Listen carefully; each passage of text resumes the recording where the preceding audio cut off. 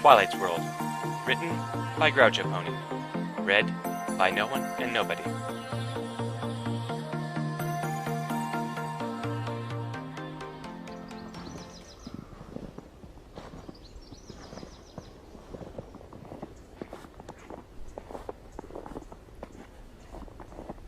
Chapter 19. Discoveries. Mike was scared. He didn't know what to do. Twilight had suddenly gone rigid, and her eyes had lit up, shining with a bright white light. It was obviously something magical, but to Mike's mind, it seemed more like Twilight was having a seizure. Rushing up to the pony, Mike grabbed Twilight about her withers and gave her a shake. "Twilight!" he shouted. "Wake up! Twilight! Mike shook her more vigorously. Please, wake up! Can you hear me? Twilight!" Suddenly, the light left Twilight's eyes, and the unnatural rigor left her body. She shook her head and blinked curiously at him. "Yes, Mike, I can hear you. Why are you shouting at me?" Mike was flabbergasted at the very calmness of her reply. "Are you kidding?" he exclaimed, suddenly pulling her in for a hug. "Your eyes went really wide, all white and glowy. They were practically shooting out beams of light." Realizing that he was distraught, Mike made an effort to calm down by letting go of Twilight and pushing her back to her original position. Unable to let it go, Mike finished by telling Twilight how much she had upset him. "And then you just stood there, not moving, and I couldn't get you to respond. You had me scared half to death, Twilight. I didn't know what was wrong with you." "It was nothing to worry about, Mike," she replied with a smile. "I was using a memory recall spell on myself to see if I could remember anything from the night I arrived. It's a variation of some magic I encountered recently, which allowed me to look at the past. The glowing eyes and trance-like state are just some unfortunate side effects. It was my mistake not to warn you ahead of time. For that, I'm sorry." Despite her explanation, Mike still felt an urge to take a bite out of Twilight. "I should just let it go. I don't want to, but when it comes right down to it, Twilight and magic are inseparable. I'm just beating my head against the wall here." And she did apologize. "Well, I hope it was worth it." Mike glowered at her. "You really had me scared. Seriously, that glowy eye thing you did was really creepy." Having spoken his mind, Mike's last bit of anger began to fade away. "It was worth it, Mike." Twilight's tail flicked, as if to emphasize her statement. "This is where I woke up, and I remember seeing that rock there." Mike turned his head to glance at the rock in question, some 10 or 12 meters away. Abruptly, his mind turned to the task which had brought them there in the first place. "Well then," Mike said as he began to remove his backpack, "if everything's okay, let's get started." After discussing their approach, it was decided that Mike would start photographing the clearing in a grid pattern, while Twilight would conduct a series of tests to determine if any type of magical residue was still present. They would begin at the end of the clearing, where they were presently at, and work their way towards the rock which dominated the other end. Mike began by setting up a grid for the clearing. Grabbing his surveyor's tape and his hatchet out of his backpack, Mike made his way to the left side of the clearing and walked carefully along its edge until he drew level with the rock face. Taking his hatchet, Mike chopped off a limb from a nearby tree and quickly shaped it into a stake. After using his hatchet to pound the stake into the frozen ground, Mike attached the end of his surveyor's tape to it. Mike then retraced his steps down the side of the clearing, stretching the tape behind him. At the bottom corner, he made another stake and pounded it into the ground. Holding the tape taut, he wound it around the second stake several times so that it would not slip. Then he walked across the bottom of the clearing, pulling the stretch of tape across at a 90-degree angle from the first leg. Another stake was placed at the bottom right corner of the clearing and a few extra wraps of the tape went around it to ensure that the third leg would be started off at a foot mark. A third and final run of tape went up the right side of the clearing until it came level with the rock face again. At this point, a fourth and final stake allowed Mike to tie off his tape, completing the grid. What Mike had accomplished was to lay out his measuring tape along 3 sides of a rectangle. The bottom part was not significant, but he had established and reasonably aligned a measuring tape running up each side of the clearing. Mike now took out yet another tape measure from his backpack. This was one of the spring-loaded self-retracting kind, used by handymen everywhere. Extending it carefully, he laid it out across the width of the clearing. Twilight had been watching his efforts with some interest. That's really quite clever, Mike. I was wondering how you would manage to take your photographs in any sort of a systematic manner. But you solved that by creating a set of rectangular coordinates that won't disturb the immediate area. Mike grinned at the purple alicorn. There's just one thing I haven't managed to solve. Oh? What's that? She asked, a smile hovering about her muzzle. How to straighten up the cross tape while keeping both ends aligned with the appropriate reference mark. Would you care to help me by grabbing one end? We just have to pull it taut while lining it up with the right marks. After that we can lower it down onto the snow. I think I could manage that. She lit up her horn. A faint rose glow enveloped the end of the tape. Twilight liked Mike's grid scheme so well that she quickly revised her own investigative procedure. Soon they were both working side by side. Mike would go first, setting up his camera and taking pictures of a featureless square of snow, with a yellow contractor's tape along the bottom edge of the photo to indicate its horizontal position relative to the clearing. At the same time, Twilight attempted to detect any residual magic. Once the preliminary steps had been taken care of, and carefully notarized in her ever-present notebook, Twilight would project her magic across the same area, causing the snow and ice to become invisible, allowing Mike to take a second photo of whatever lay beneath. They had been going at it for a good while before Mike gave in to his curiosity and asked, How are you doing that? Seeing the questioning look Twilight gave him, he clarified himself. I mean, how are you making the snow invisible? Oh, it's really quite simple. I saturate the snow crystals with magic that allows me to adjust their index of refraction to be the same as the air which surrounds them. The index of began Mike, but then he paused to reflect on what she had said. I was about to say that changing the index of refraction was impossible, that it's a fundamental property of the material, but then I remembered that magic was involved. Twilight bore a thoughtful look. You know, you're probably right about it being a fundamental property of the material. I seem to remember reading that somewhere, but I never really thought about it. Back home, back on Equus, virtually everything is altered in subtle ways, under the influence of magic, so we hardly ever think of it as having its own fundamental properties. How do you mean? Mike asked. Well, Twilight thought for a moment. Rainbows. A perfect example. The suffusion of a certain type of Pegasus magic into water will create rainbow water. When exposed to light, the liquid will separate itself into the spectrum of rainbow colors. It's called liquid rainbow. Mike could not help but protest what to him was a ludicrous statement. I find the notion of liquid rainbow somewhat hard to believe, Twilight. Here on Earth it's simple physics. Shorter wavelengths of light refract more strongly than the longer wavelengths of light.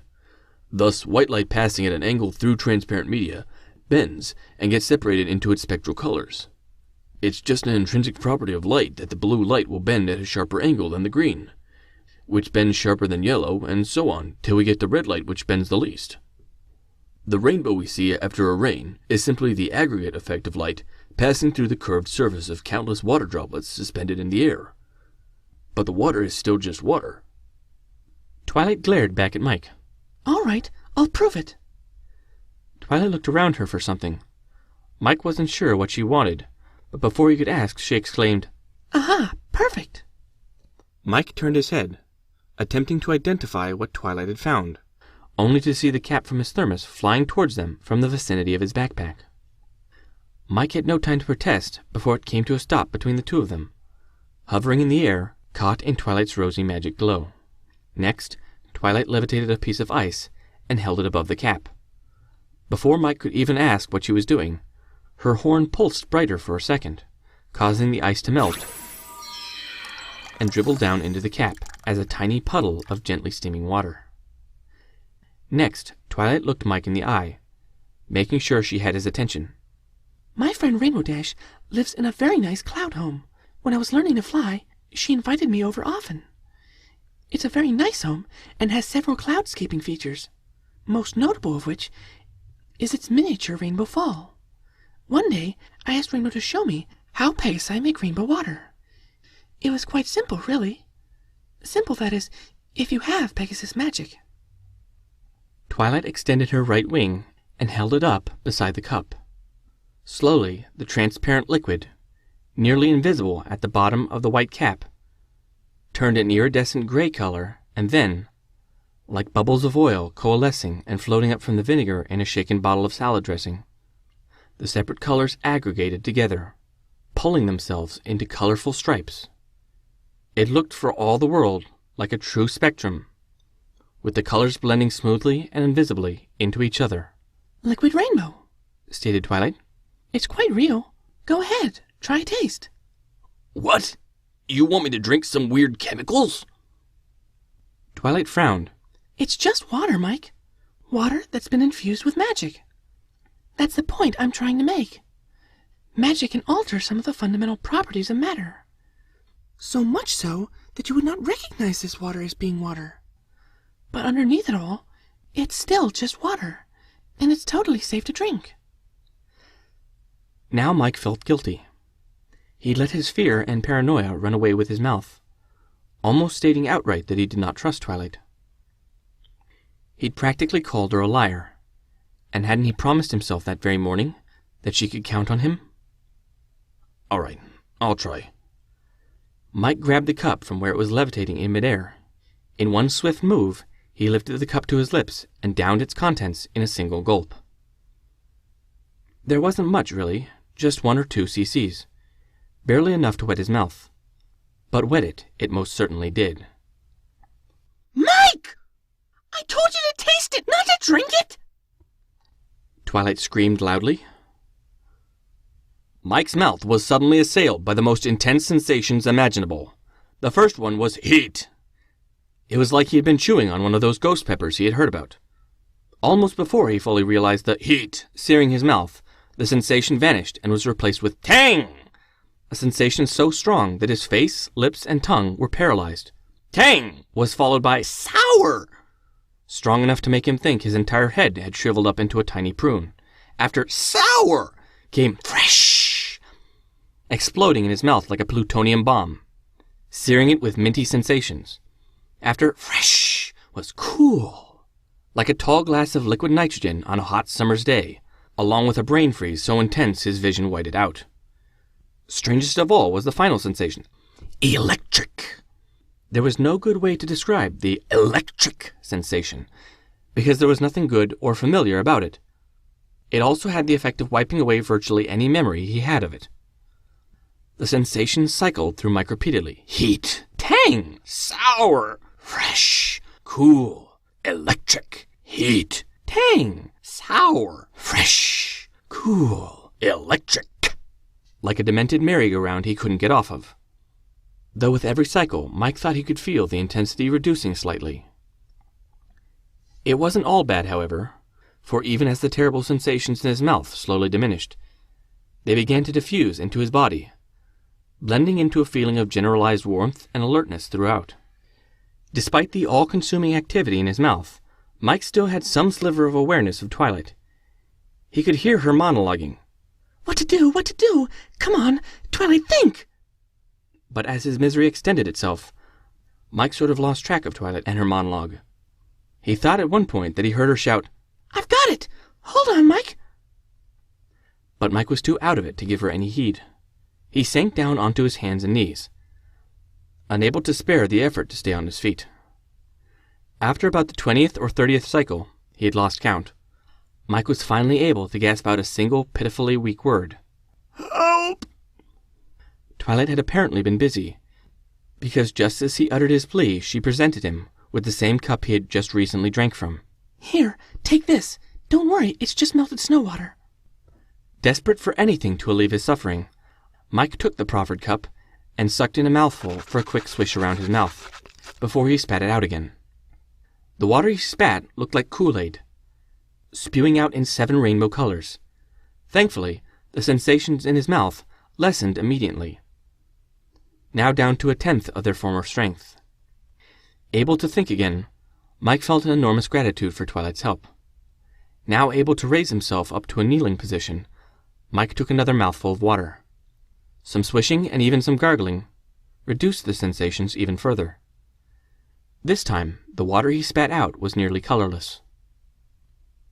Well, that wasn't the most idiotic thing I've ever done, thought Mike, briefly remembering an incident in his preteens where he had jumped off a roof into a friend's backyard swimming pool, only to receive a fractured ankle for his efforts. But it was a close second. Or at least a solid third. What was that? Mike demanded while panting breathlessly. I thought I was going to die. He drained the last of the water in the cup to commence his third swish and gargle. I'm sorry, Mike. Since he was kneeling, Twilight was able to look him straight in his eye. She had the most mournful expression he had ever seen. Her ears were hanging low. I never expected you to drink it like that. I only wanted you to take a tiny taste of it, not drink the whole thing. I thought you said it was only water. It is only water. Twilight sagged down in obvious frustration. The spiciness comes from the absorbed magic. I just wanted you to try the tiniest little taste and learn about Liquid Rainbow's secondary characteristic. I'm so sorry. It's my fault for not warning you to be careful. Mike could still feel the spicy sensations cycling through his mouth, though they had now faded to a pallid echo of their former intensity. The sensation was still a distraction, but no longer enough to keep him from noticing how down Twilight was feeling. Great. I just wanted to show her my support, and now I've caused her to get all depressed again. Mike stretched out his hand, placing it under her muzzle to lift up her head, so he could look her in the eye. It wasn't your fault, Twilight. I'm the one who did something dumb. I should have given some thought as to why you wanted me to taste it in the first place. At the very least, I could have asked you what to expect. Mike's speech seemed to perk up Twilight. At least her ears rose up again. Thanks, Mike. And you're right. That was dumb. She had a tiny smile as she said the last. No. Thank you for the timely cup of water. Ugh, Mike exclaimed. It's still in my mouth. How about we take a break and have some lunch? Maybe some food will scrub away the taste of that stuff in my mouth. It's almost noon anyway. Twilight could feel her stomach rumbling at the mention of food. All right. That sounds like a good idea. Mike reached into his backpack and pulled out the items he had prepared for their lunch break, laying them out on the broken snow. One of the items was a small blanket. This is for you, Twilight. It's so you don't have to sit on the cold ice and snow. That's very thoughtful. But it looks a little small for the two of us. Do you have a second blanket? I'll be all right. These ski pants are pretty warm and practically waterproof. They'll serve as my own personal blanket. Okay, then. Twilight took the blanket and shook it out so that it floated in midair, like a magic carpet. Next, she used her magic to flatten the snow in a square area next to where she was standing, lowering the blanket down on top of it. She made an effort to shake off the snow clinging to her hooves and fetlocks before stepping onto the blanket. Gingerly, she sat down on the faux curly lamb fabric. This is nice and soft. I like it, she said, while giving her hindquarters a little wiggle. Mike had to suppress a snort of laughter at the sight of her getting cozy like that. Mike, too, was about to sit down across from Twilight when she held up a hoof. Mike, if you'll step aside for just a moment, I can smooth out an area for you as well. Bemused, Mike stepped back, and in no time whatsoever, the snow between Twilight and himself became smooth and flattened. Moving forward again, he lowered himself and sat down cross-legged on the prepared snow. Uh-oh, He thought as his butt slowly began to slide sideways down a gentle slope, until he hit the edge of the smoothed-out area. Apparently Twilight's smoothing had glazed the snow, and the slick nylon shell of his ski pants was taking him for a ride. His face must have showed something of his surprise, because Twilight suddenly burst out laughing. While Mike's ride was short, certainly no more than half a meter, it was inconvenient, because he was no longer seated directly across from Twilight. Grumbling, Mike got onto his feet again and sought some way to rectify the situation. He ended up kicking some additional snow onto his area. Meanwhile, Twilight had sufficiently recovered from her laughter to re-smooth the area. This time she took some care to level it, and even made a slight depression in the portion where Mike would be seated. After seating himself again, and wiggling about to check he would not be sliding off again, Mike spoke.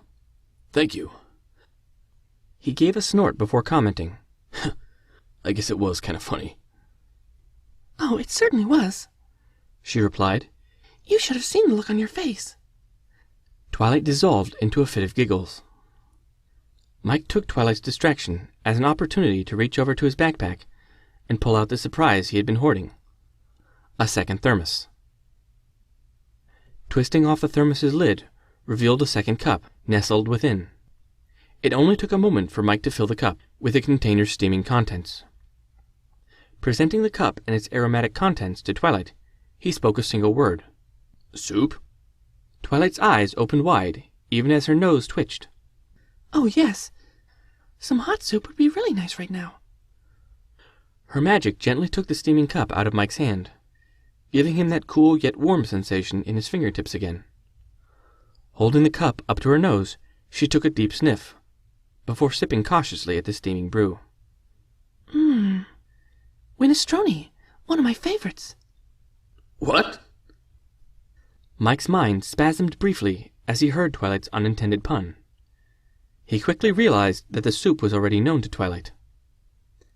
After pouring and enjoying some soup for himself, Mike noticed that Twilight had already finished hers. He handed her one of the sandwiches he had packed and offered to refill her cup with more soup. This sandwich is good. What did you put into it? She asked. What we have here is a Chef Michel Original. Mike replied with a cheesy French accent, while simultaneously twirling an imaginary curly mustache. The sandwich is made from the finest whole wheat bread, iceberg lettuce, Swiss cheese, and my most special secret ingredient. The pupils of Twilight's eyes expanded momentarily when he mentioned the Swiss cheese, but then returned to normal again. There's cheese in the sandwich? Why didn't I notice it? It's Swiss cheese. It has a white color and there's only a single slice of it in your sandwich, so it's easy to overlook. Mike considered Twilight's concern. Twilight, do you have a problem with cheese or other dairy foods? How do you mean? She asked nervously. Mike's suspicions began to gel. Many people have a condition known as lactose intolerance. It's simply a genetic condition where, as they grow out of their childhood years, their digestive systems stop producing an enzyme which is needed to digest the lactose sugars found in milk and milk products, such as cheese. Whenever they eat these foods, they can suffer a variety of symptoms ranging from excess gas, cramps, bloating, and even diarrhea. Mike paused to consider what he had just said, then grew embarrassed. Sorry, I forgot we were having lunch. Ew. Twilight drew back in disgust from Mike's unpleasant description. I most certainly don't have anything like that. In fact, I don't think it's possible for a pony to develop such a condition. You see, our digestive systems incorporate magic. As long as the magic is not disturbed, then our digestion is fine. I see. Mike was intrigued. Perhaps that's why she doesn't have a massive abdomen like cows and horses do here on Earth. Perhaps she has magically charged enzymes, which directly break down food such as hay without any bacterial fermentation. But I still see you have stopped eating your sandwich, Twilight. Do you not like cheese? I used to love it, Twilight whispered softly. but now I'm afraid to eat it. Mike could see that Twilight was reluctant to discuss the issue, so he decided to drop the subject. What's the secret ingredient?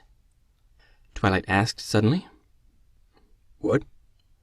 Mike asked, having forgotten about his earlier play acting as a French chef. The secret ingredient.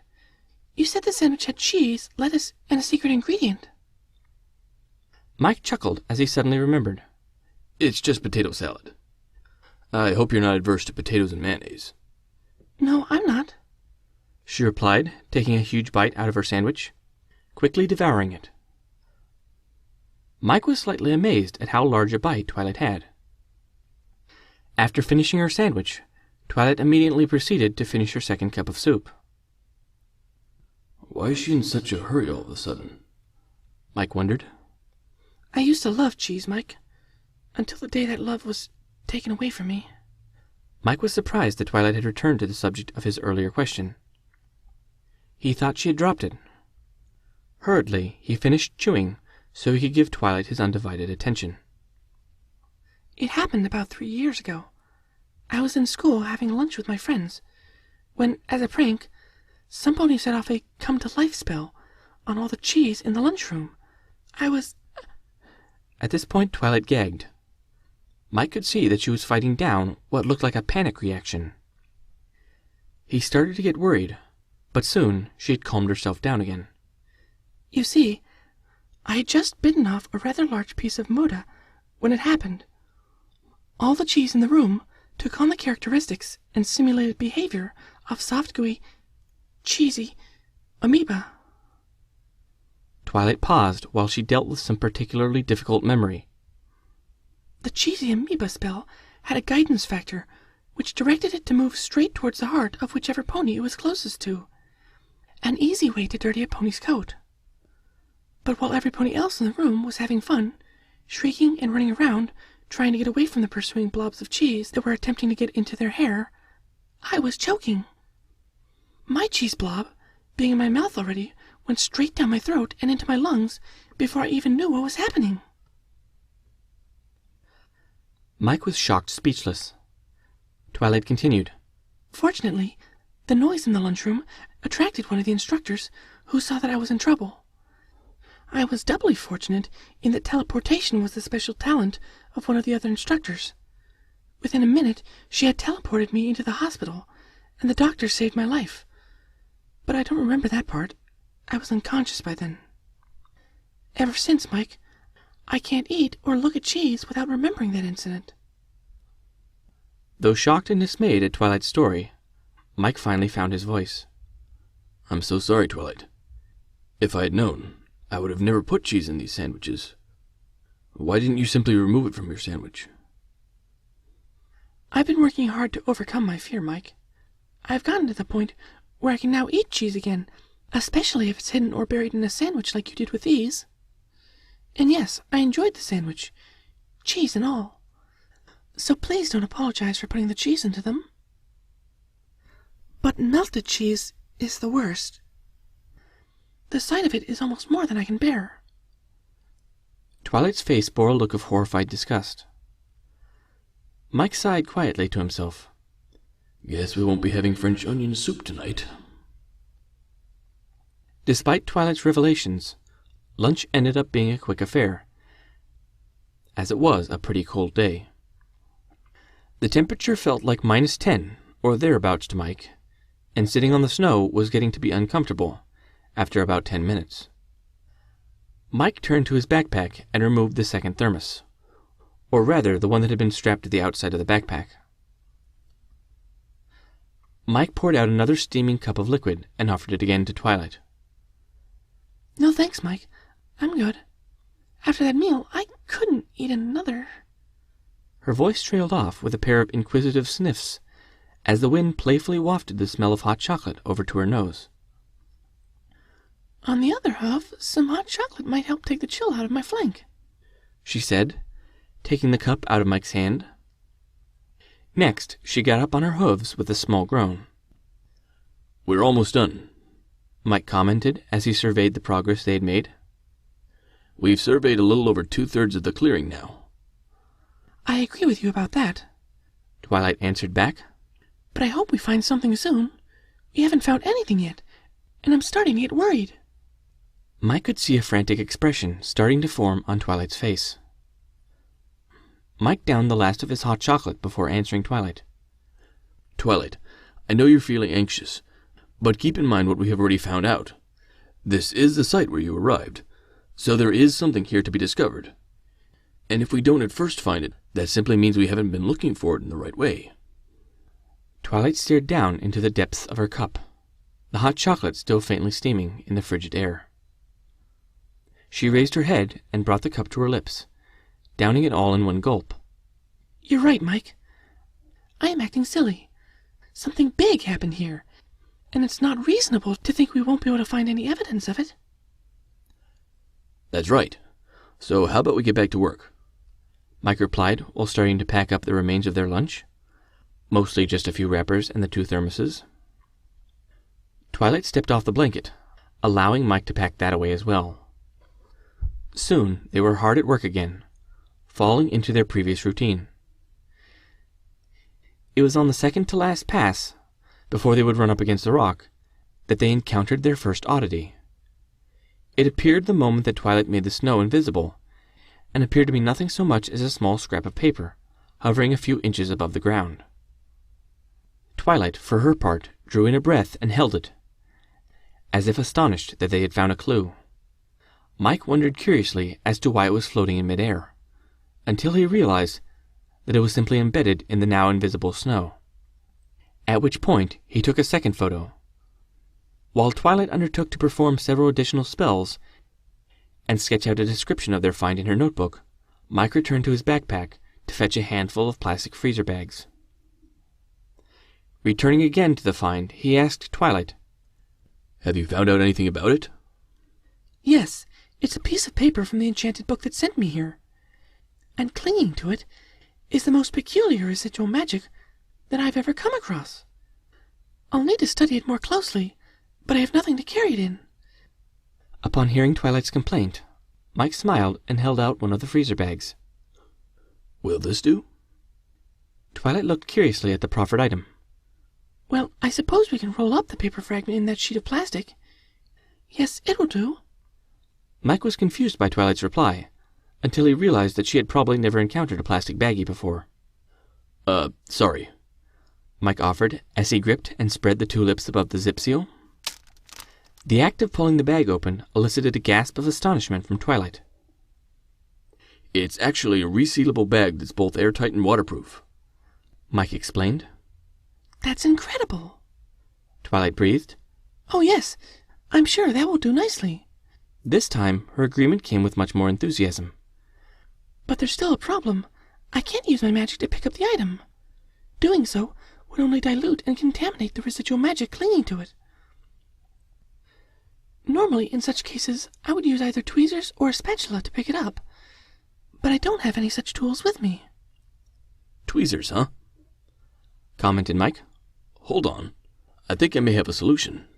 With that, Mike returned to his backpack and extracted his hatchet again.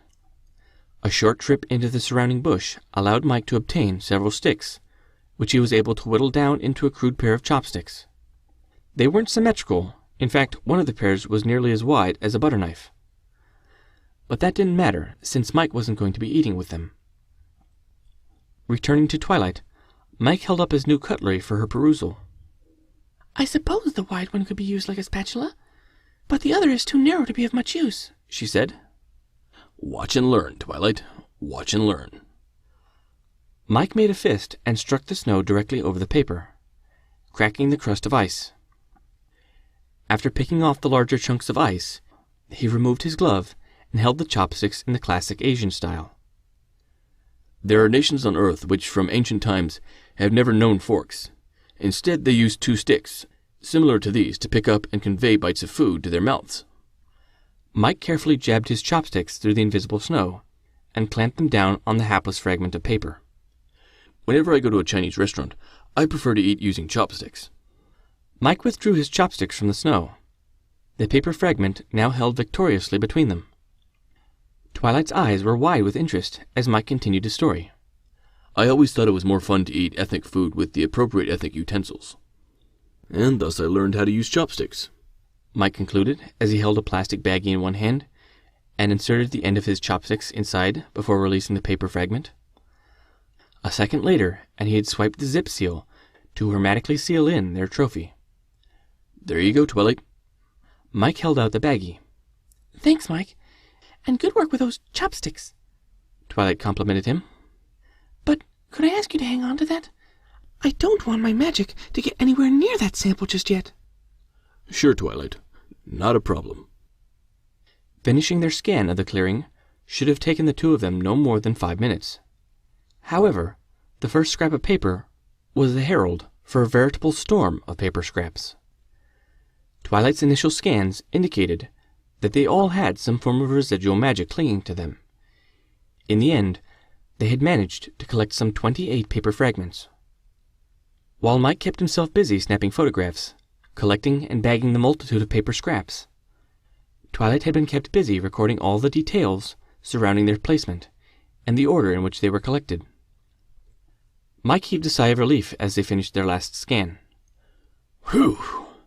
I'm glad that's over with. For a while I thought I would run out of baggies. So am I, Mike.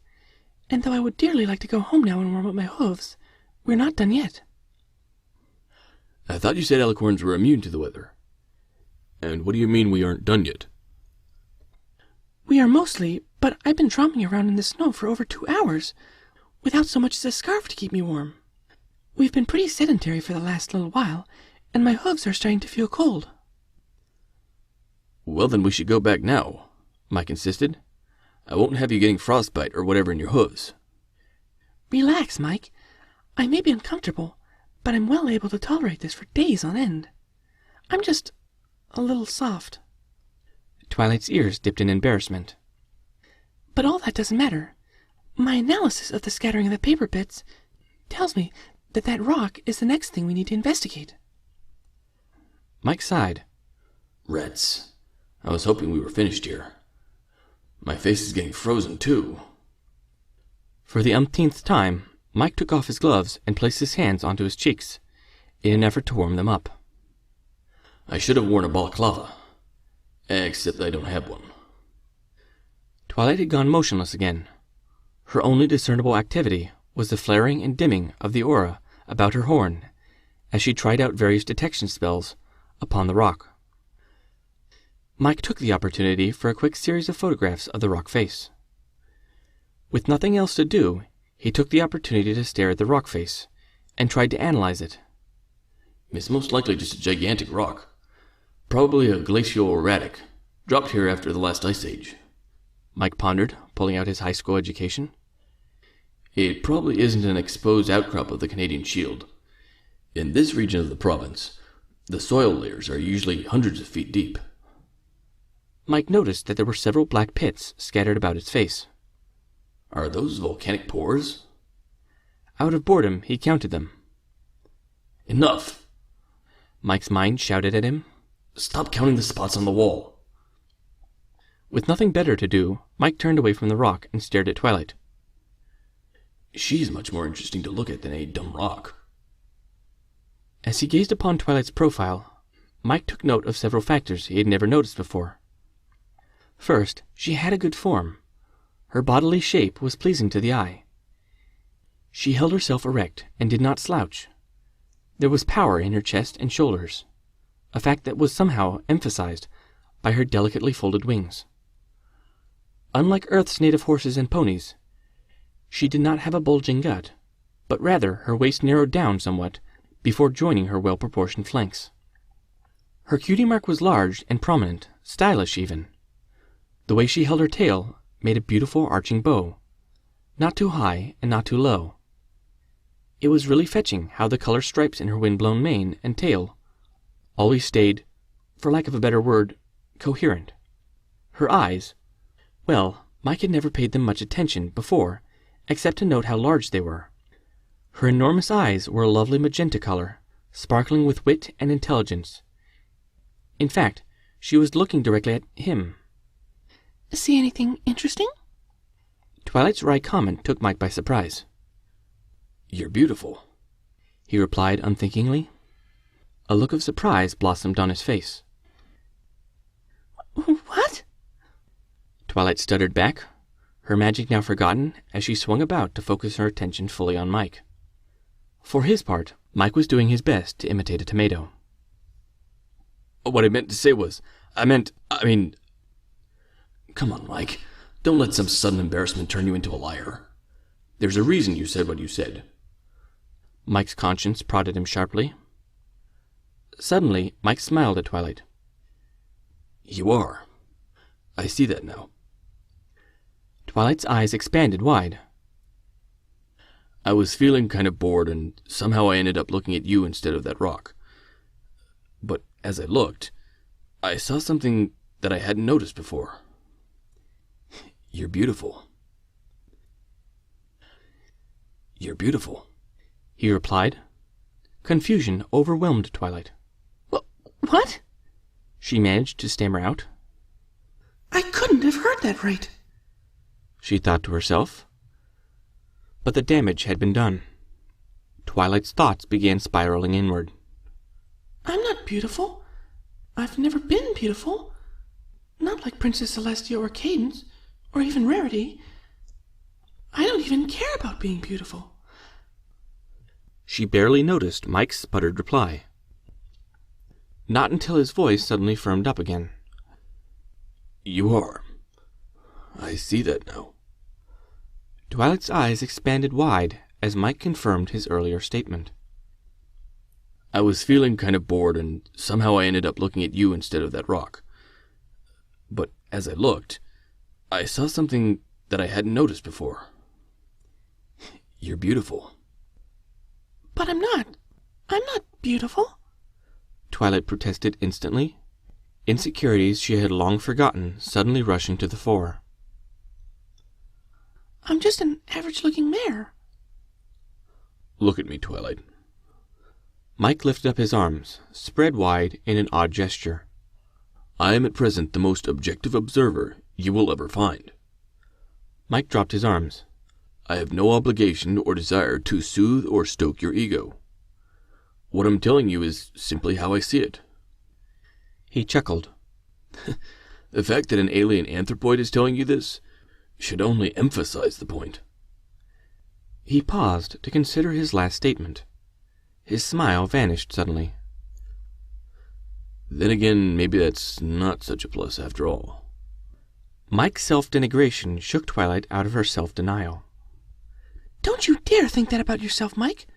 It doesn't matter what your physical form is. Twilight paused. Not when you spoke it from the heart. And if your heart thinks that I'm beautiful, then I guess my response should be to believe you and to say thank you. Twilight looked away, trying to hide the blush she could feel spreading across her face. Despite her embarrassment, she could feel a happy glow somewhere inside her being. Mike took a step back from the force of Twilight's initial rebuke, but otherwise stood silent as Twilight delivered her speech. They both stood in silence for half a minute or more before Mike cleared his throat. I'm sorry, Twilight. Mike began. Twilight suddenly turned her head back towards him. Is he trying to retract what he said? She wondered intensely, her eyes squinting down into a frown, while her ears dropped back slightly. Mike raised his hands up, close in front of his body, palms facing outward. No, I'm not sorry for saying what I said, but I am sorry for being such a distraction and interrupting you from your work. Twilight felt relieved, happy that Mike had not recanted his statement. It was enough to make her give a half giggle. You weren't a distraction, Mike. I was just finishing my magic scans when I noticed that you were staring at me. Oh, what did you find out? He asked in an obvious effort to change the subject. Nothing, Twilight spat out dejectedly. Despite all evidence to the contrary, I cannot find any residual magic on or within that rock face. I tried every detection spell I could think of, even some forensic spells used by the guard that my brother taught me. But there's nothing special about that rock. It's just one big lump of gneiss, mostly a pink color, having 10 striations of some darker mineral reminiscent of schist running through it, and there are 7 pits in its surface. 6, Mike replied. His statement was such a non sequitur that Twilight was left confused. What? I only counted 6 holes in the rock, Mike stated calmly. You must have miscounted. There are 7. I don't make mistakes like that. Look for yourself. Twilight swung her head around to face the rock again. There are... She stopped in mid-sentence. What's going on? She demanded. There are only 5 pits now. Twilight stared furiously at the rock's pits, as if her stare would intimidate them. This went on for more than a minute as she desperately sought to locate the missing pits. Twilight? Mike called out nervously. I see it, Twilight replied, fascinated by what she was seeing. Twilight watched in amazement as a new pit started appearing in the rock, first as a thin crescent shape, then slowly expanding itself into an irregular dark hole. She moved closer to the rock to examine the phenomena more closely. As she observed the slow formation and dissolution of the pits, she noticed that their edges had a strange, squirmy quality, distorting the grain of the rock as they expanded ever so slowly. Off to the side, she noticed one of the original pits shrink even as 2 new crescents announced the arrival of more pits. They're moving! Twilight called out excitedly. I can see them moving ever so slowly across the face of the rock. She urgently needed to check out the interior of the pits or holes, or whatever they might be. Spying Mike's chopsticks protruding upwards out of the snow, Twilight grabbed the thin one with her magic and inserted it into the pit she was watching. Twilight groaned. While she could push her magic beyond the boundary of the hole, Yes, it's definitely a hole. that would not have helped any. She was unable to determine anything beyond the fact that the hole was deeper than the stick was long. You'd think that being a unicorn all my life, I would remember that my magic gives me no tactile sense whatsoever. Mike, can you stick a finger into one of those holes and tell me what you can feel in there? Mike's face took on a startled expression before settling into a frown. You've got my full support, Twilight. But if you think I'm going to stick one of my precious digits into some mysterious magical hole, not knowing if it will suddenly disappear, you've got another think coming. Please? You don't know for sure that it will close off? Twilight argued, frantic to get some information about a hole's interior. Oh, and what happened to the 2 missing holes? First you counted 7, and then there were only 5. Mike's statement of fact broke through Twilight's mania. Suddenly, she was filled with remorse for the risk she had asked him to take. I'm sorry, Mike. I should never have asked that of you. It's just that I get so excited whenever I run across an unexplained mystery like this. I get these overwhelming urges to investigate them. Mike glared balefully at Twilight for a moment longer, before letting up and tossing her a grin. Apology accepted. But if it means that much to you, I could certainly help you out with your research. No, Mike. I said I'm sorry for asking you to stick your finger into those holes. Please don't do it. Who said anything about using my fingers? Mike replied. You said earlier that your magic has no tactile sense. Well, my fingers do. Give me that chopstick. Twilight levitated the chopstick she had been holding over to Mike, who proceeded to insert it back into the same hole she had probed earlier. He mused to himself. In any transverse direction, the walls feel jagged. In the linear direction, along the depth of the hole, the walls feel impossibly smooth, almost frictionless. Oh, he's able to feel vibrations and the position of the stick with his hand. It's just like when I was a foal and did mouth writing with a pencil. I should have thought of that, Twilight thought admiringly. As she listened attentively to the wealth of information being provided by Mike, Her pen danced furiously across her notebook, faithfully transcribing his words. Mike continued. I can feel there is a definite edge to the hole, at a depth of 10 or 12 centimeters. How deep is 10 or 12 centimeters? Twilight was forced to ask. Mike pulled back the stick slightly and jiggled it back and forth for a few seconds. He withdrew the stick and held it up. About this long, he stated, from the tip to the foremost edge of my thumb. Okay. Twilight thought as she stared at the stick Mike was holding. About 1 1/8 of a hoof. Maybe slightly less. She estimated. Got it. She announced to Mike, who immediately dropped the stick.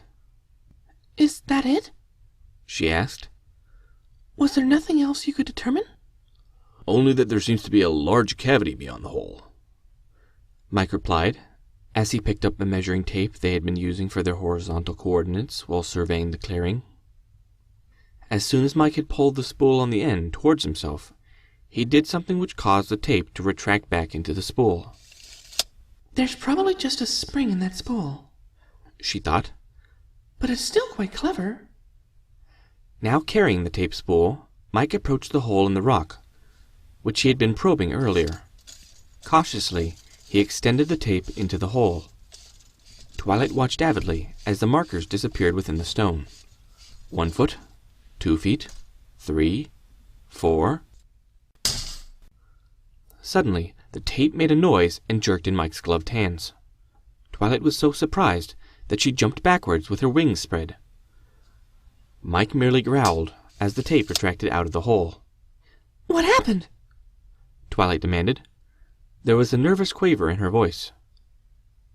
Nothing to be alarmed about, Twilight. The tape is cupped, see? Mike pulled out a length of tape out of its spool and held it out for her to examine. She had noticed the curvature earlier, but had not thought to ask about it.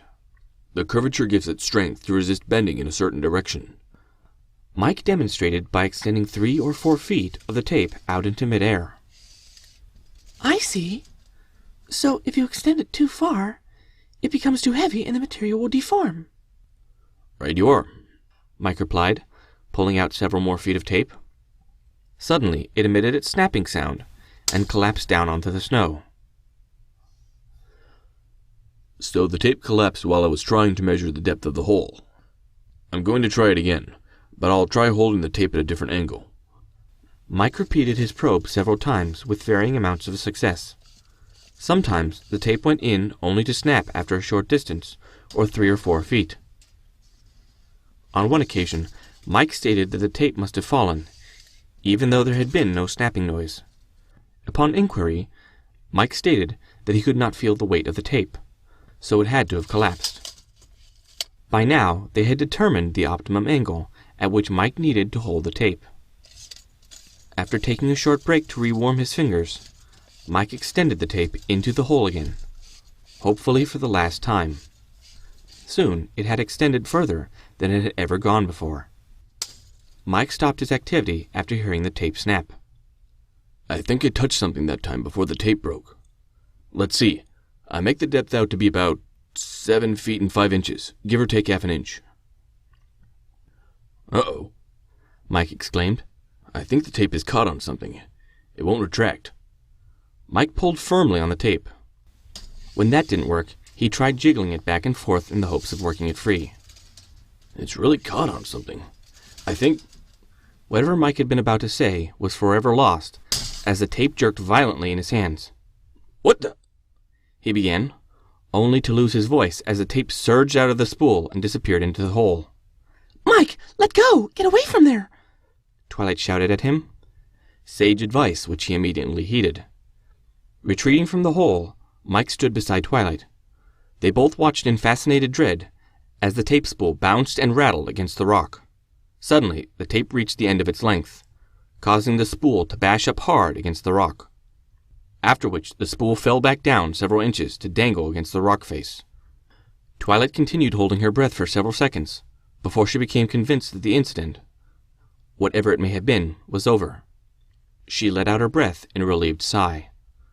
Surprisingly, she heard Mike letting out his breath at exactly the same moment. If things hadn't been so serious, she might have laughed at the coincidence. Mike took a step towards the tape, when it suddenly leapt up towards the hole again. Shocked by the sudden resumption of activity, Twilight was once again holding her breath. A slight creaking noise could be heard coming from the spool, when suddenly there was the sound of a bang, and the spool leapt away from the rock. They both stared, aghast, at the body of the spool, which continued to emit a furious whirring and buzzing noise for 2 or 3 seconds, even as its body rotated around in the snow. Mike was the first to say something. I think something just pulled the tape off my tape measure. It pulled on it so hard that it broke off. A pause, and then, Am I ever glad I didn't stick my finger in that hole? Twilight could only agree with Mike's assessment. But now she had an even deeper mystery to consider. A thrill of excitement ran through her even as a smile began to form on her face. I wonder what's on the other side of that hole.